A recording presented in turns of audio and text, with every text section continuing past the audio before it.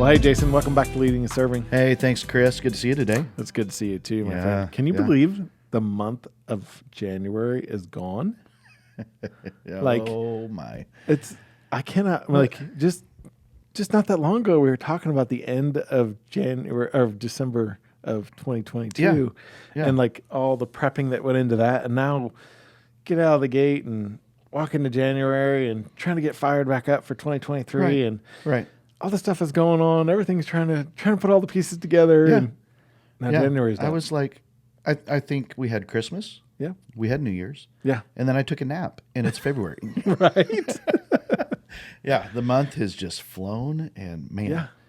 I cannot believe it takes some adjustment for me anyways, just the whole new year. Yeah. Just the whole, every time you write a check and stuff like that, like hitting 23 on the 23. Yeah. I know. So I know. I mean, I guess, tomorrow on the 2nd is Puxatawny Phil's Day. Oh, yes. Right?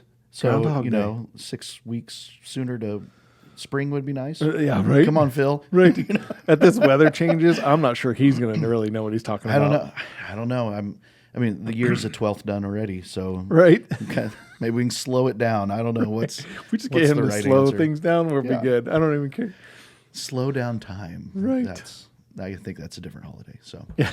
But hey, we're glad you joined us on the Leading and Serving podcast. We love to bring tools, resources, and information to the business community here on the south side of Indy to help one another lead well, to serve well, to fight for the highest good of others. Right. That we want to see healthy leaders grow in our community, because that will strengthen our community. Totally will. And we're really excited. And truly, even if you're not on the south side of Indianapolis, we want to see you grow too, because truly, many times we talk to business leaders and we just want to see great, healthy business leaders leading their people, so that it compounds everything, like everybody healthy, and it just things go smoother, and you can work out the kinks easier, and it just makes life so much easier. It does.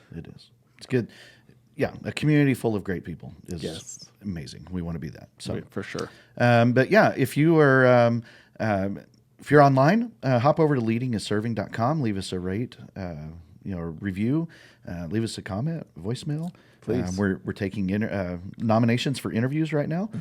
So if you would know of somebody with a great story that you would love to hear on the podcast, maybe ask them and then shoot us their information. Just shoot us their information. We'll call them. They won't care.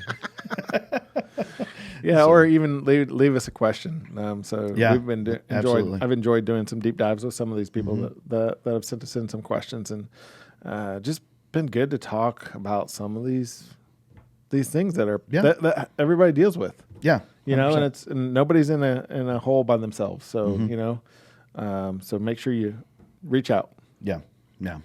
So today we're gonna take a few minutes and talk about one of the latest things that came out from Patrick Lencioni. You remember him? I do. The 5 dysfunctions of a team, and I read that book. Wonderful stuff, right? Yeah. As they came back into the office from COVID, they were sitting around trying to deal with some frustrations of going, why do we keep getting frustrated about certain things? And they came up with this model, this deal called the working genius. Okay. And it's a beautiful model of how we get things done. Okay. This is about how you prefer to work. Okay.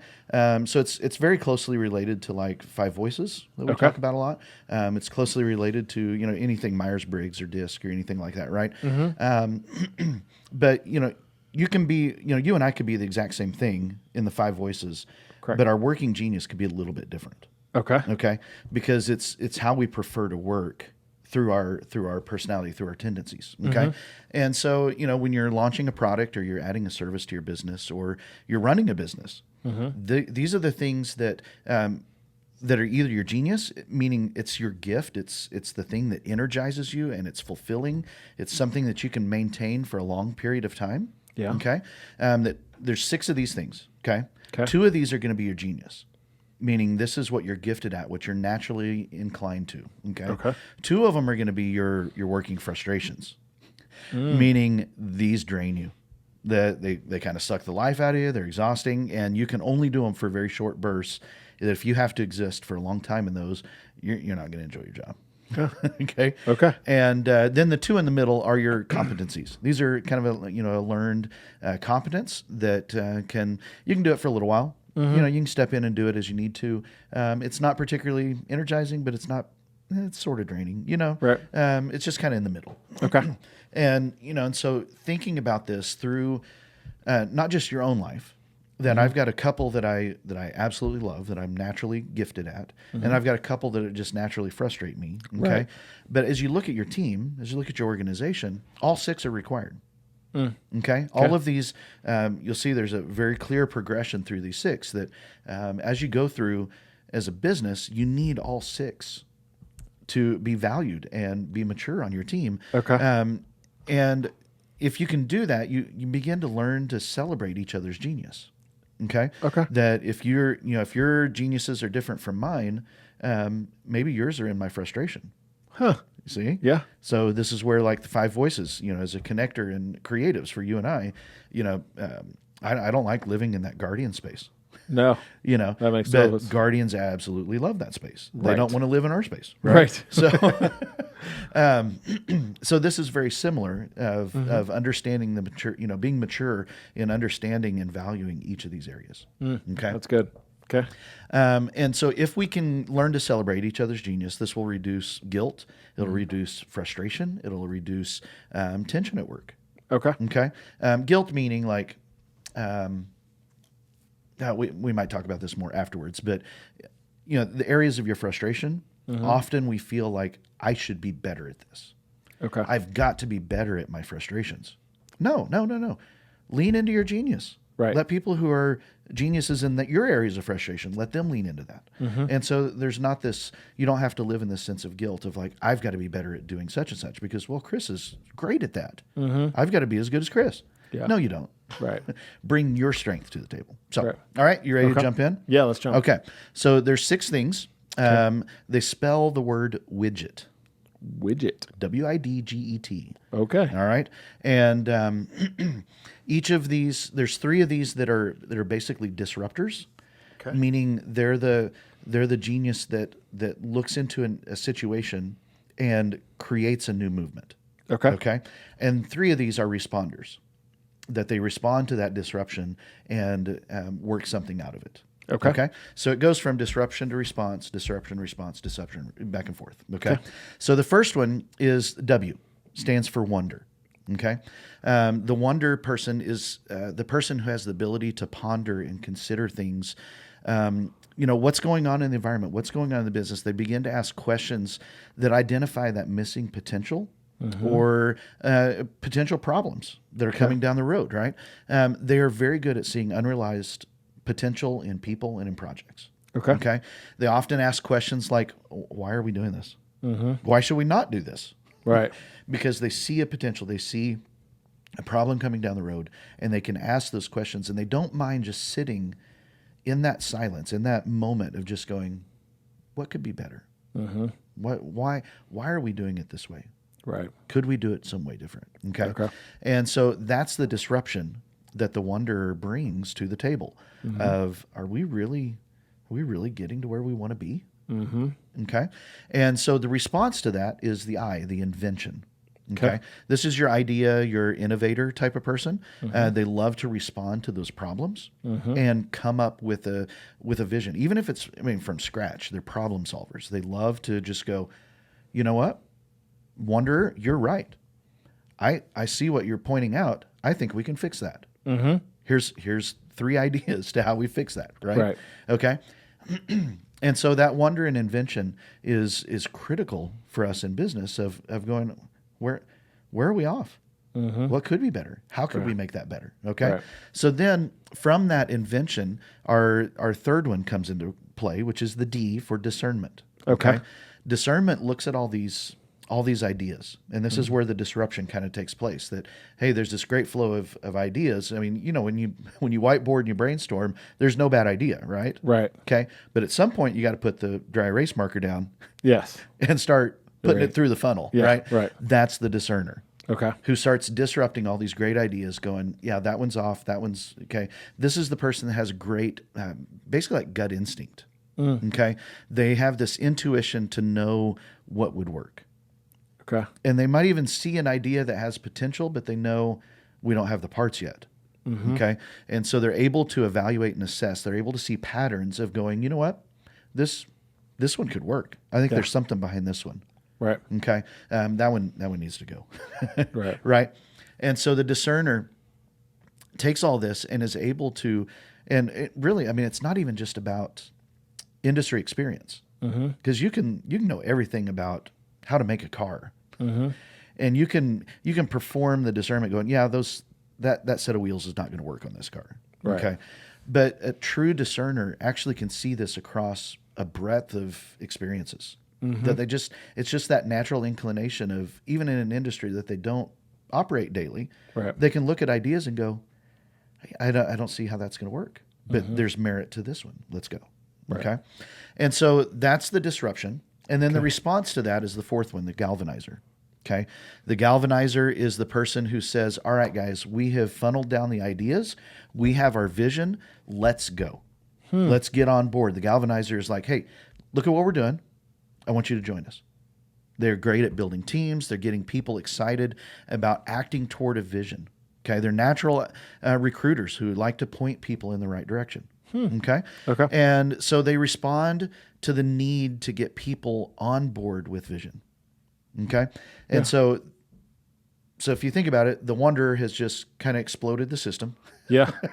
The inventor has said, here's the ways we can fix the system. Right. The discerner has said, okay, here's the one we need to focus on. And the galvanizer is like, all right, guys, we've got our idea. Let's go. Who's on board with me? This is going to be great. Come on, let's go. Right. Okay. They galvanize a movement. Yes. Okay. So they're responding to that discerner's narrowing of the ideas. Okay. Okay. So then the fifth one is E. And a lot of people may not like this word, but enablement. Okay. Okay. That's kind of gotten a bad rap. I was going to say. Right. Yeah. Okay. You don't want to be an enabler, right? Right. Yeah. That's exactly where. But what is an enabler? It's a person that makes things possible. Okay. Okay. And enabler has been tied to negative actions. That's what I was going to say. Okay. But an enabler can do positive actions too. This is true. I can help you make positive change, positive action, right? Right. And so an enabler is one who has a knack for seeing and knowing what needs to be done. Okay. Okay. So you seeing the progression here? Yep. We've narrowed down to our idea. We've got our team on board. And the enabler is like, okay, here's what needs to be done. I know what you need and I can help you with that. And I'm going to come alongside this. I'm going to make this work on your terms for Nice. you. Okay. So enabler is just knowing how and when to help. Okay. They're probably pretty talented at delegation Right. of how to enable a team to get things done. Yeah. Okay. And a lot of enablers might feel a little bit more like a pushover. It's like, oh, we had an idea. Well, I'll do that. You know, or somebody says, could you do that? Oh, absolutely. Yeah. Because they love to do things and they love to see things, you know. Move forward. Yeah. Yeah. And so, you know, that's enabling. So you're enabling a team, enabling a project to get done. Okay. Okay. And then that leads, so that's the disruption, right? Okay. Because, you know, you could galvanize a great team, everybody has a great vision, but then nothing gets done. And so the disruptor of the enablement comes in and goes, okay, guys, love that you're all on the team. Here are the tasks. Here's where we got to go. This is how we get from point A to point B. Right. Okay. So that disruption happens. And then the response to that is the gift of tenacity. That's the T at the end of widget, right? Right. And so they respond to that enablement that they love to finish things. They love, they're the people who like, give me a checklist and I will knock it out of the park. And so seeing something cross the finish line really drives them. They love the feeling of seeing the results and the impact that's achieved through this project being done. Right. Through this system being rebuilt. Okay. So they respond to the need and they get joy and energy from finishing things. Okay. Yeah. And so there's this whole progression through these 6 things of widget. Okay. Right. The wonder of going, something's off. Yep. We need to fix this. We need to pursue this. Okay. Right. We need a new product. We need a new service. We need, you know, our processes are failing us. Okay? Right. The inventor goes, okay, here's 3, 5, 10, 20 different ways we could fix this. Mm-hmm. Which one should we take? And the discerner goes, let's narrow it down. And they bring their gifts to the table to help narrow the funnel. They put things through the filters, and you come out with your great idea. The galvanizer says, great, let's get on board. Guys, you excited about this? You excited? I'm excited. Let's go. Come on. Okay. Yeah, right. And then the enabler says, all right, so here's how we get from point A to point B. And here's what needs to be done. Mm-hmm. And the people with tenacity go, this is my role. This is my task. I can make it happen. Yeah. Yeah. And so imagine if you have a genius. I would love to see a team like that. Like, wouldn't that be great? Oh, yeah. Yeah. Keep going. Sorry. Okay. Yeah. But imagine like somebody on your team who has the genius of tenacity, but you put them in a problem-solving role. Yeah. Like in that invention role. Yeah. That would. And that's their frustration. They're going to be so frustrated. Oh, for sure. And vice versa. I mean, you put somebody with invention in the tenacity role, Right. and they'd be like, I don't want to, Right. These checklists, right? I want to dream up things, right? Right. Right. And so there's, and just because it's the opposite end of the spectrum doesn't mean they're against each other. Right. Okay. There can be an inventor with the great tenacity. Right. Okay. This is true. Yeah. Right. And so one of my favorite stories that Pat and his team share, they've got this is coming out as a book. They've got a great podcast around this. One of the stories they tell is one of our big brands. I'm not gonna mention names, but one of our great sports brands, okay? Yeah. Who, make tons of tennis shoes and, footwear and stuff like that. Right. They had great wonder and invention. So people were coming up with, what if we did this? Right. Okay. They were like, we can make a better basketball shoe, a better soccer cleat, a better, Right. this or that. And they're coming up with all these ideas, and then they're putting it over into production, and they're putting shoes into production, enablement and tenacity, right? Yeah. That the sole and the upper wouldn't quite fit right. Oh. It was a great idea, great design, but how's that going to work functionally? Yeah. And so they end up building all these, they start wasting time because they're just activating on every item, every idea. That's good. Okay. Yeah. And so there's no discernment. So they had the exactly. They had the opportunity to say, how are you discerning and galvanizing? Yeah. And so they created that middle step. All right, here's our 20 ideas for a shoe. Right. Okay, we're going to focus on these 3. Let's build those prototypes. Right. And the galvanizer then gets the enablement and tenacity team on board. And it totally changed, started saving them money, all kinds of stuff. And so when we skip some of these steps, we end up circling the wagons way too often, kind of thing, right? Right. Yeah, that makes total sense. Curious, do you lean to which one of these you were like, oh, that one's sweet? It's funny you were talking about these. I was like, I think I lean towards the wonder and the invention side of things. Like I enjoy both of those, but I know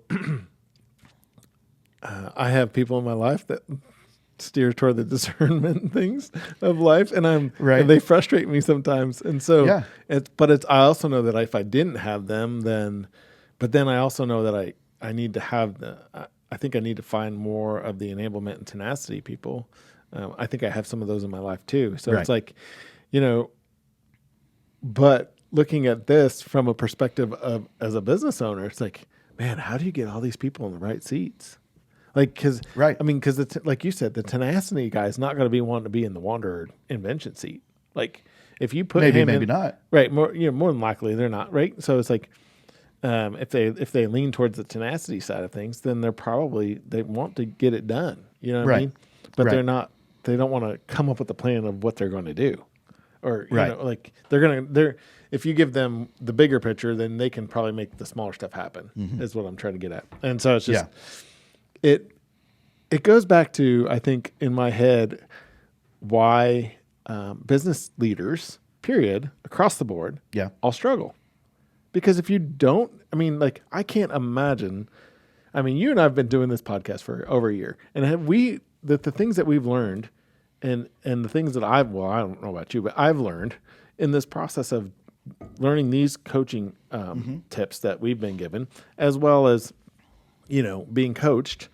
I can't imagine going back to trying to do things the way I did prior to this. Right. So it's like, man, if I didn't have these little insights, I can't imagine how much more I would be frustrated with things that I'm trying to learn through Right. than I am now. So it's like, oh my goodness. So if you're sitting there listening to this, notice, like, I think it's normal to be going through some frustrations and trying to Absolutely. learn through these because you're trying to get the right people on the right seats on the bus. Yeah. You know what I mean? Yeah. The driver might not be the driver. Mm-hmm. The driver might want to be sitting in the back seat. Right. Right. Yeah. You know, it just depends on who your people are. Yeah.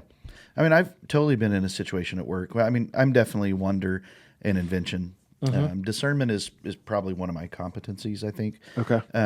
But then down below that, it's hard to discern sometimes. So maybe discernment's not. Anyway, We don't go down that rabbit But hole. I was in a situation where I would sit in that wonder moment, and I would go to my supervisor and be like, "I think we need to make some changes. I think, here's what I'm feeling," and I'd get shut down. Really? Yeah. Yeah. Like, no, not yet. No, that's not. I'm not feeling that, so let's not. And then like 4 or 6 weeks later, the supervisor would come back to me and be like, "Hey, so I think we need to," and I'm like, Right? We were just talking about this weeks ago. Wow. And so, understanding where each other's coming at from that team, so that you can identify that process, which, as an inventor, that invention side of things, there are meetings that I'm in that are about enablement and tenacity. Oh, really? And in those meetings, I want to be like, oh, wait, well, we can maybe do that better. What if we did this? And that's not the time to bring new ideas to the table. A little late. Right. A little late to the game. Right. Or, if you're a tenacity, enablement type of person, and you're forced to sit in that company meeting of, dreaming about the future, you're just like, let me get back. I want to get back to doing what matters. Right? We're sitting here asking all these pie in the sky questions. Come on, let's move.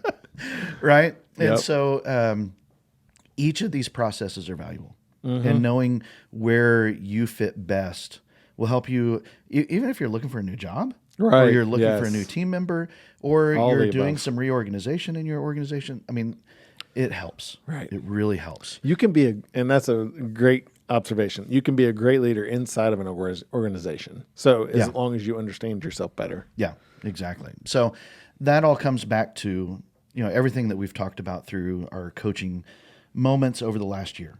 Okay. That to be a great leader, to be a leader who fights for the highest good of others, is a leader who has to start being self-aware. Correct. Understanding this in yourself. Right. That the more you understand your tendencies, who you are, that you've got to know yourself to be able to lead yourself. Right. Okay. And so knowing these things then helps you take that to your team. Right. You've got to know yourself to lead yourself. And then that has to happen first so that you can know others to lead others. Right. Okay.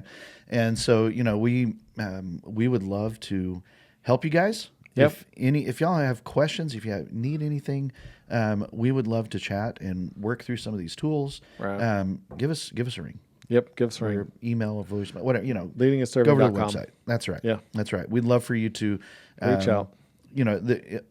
If you were able to strengthen your team this year, imagine the growth that would present for you. For sure. In your organization. Oh, yeah. I mean, just, the cheesy, the teamwork or the dream, teamwork makes the dream work, right? And that goes whether you're the owner of the business or somebody inside the business. Yeah. I feel like even those people that are inside the midst of their business or inside of somebody else's business and they're working it hard, like there's some major growth that happens with that. And new opportunities come from that. Right. So, All right. We've gone over time, oh no, but maybe if you listen to this at 1.5 speed, you'll be good. you're fine. You're good. Guys, thanks for checking in with us today Yep. on the Leading and Serving podcast. Hop over to the website, leadingisserving.com, and leave a review and comment. We'd love to hear from you. Yep. Thanks, guys. Thanks for joining us. Nominate an interview as well. Yes. We'd love to meet new leaders and hear their story. Sounds good. All right. We'll catch you next time. See ya.